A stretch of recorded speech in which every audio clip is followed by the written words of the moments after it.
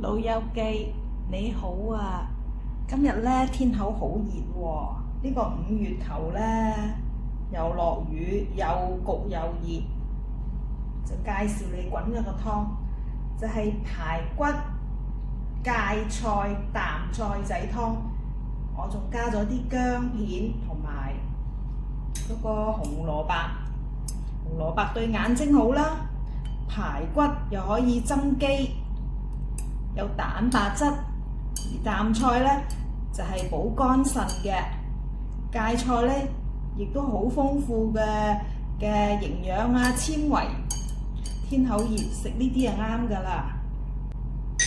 如果喜歡呢個頻道嘅，請訂閱、留言、分享，多謝你支持啊！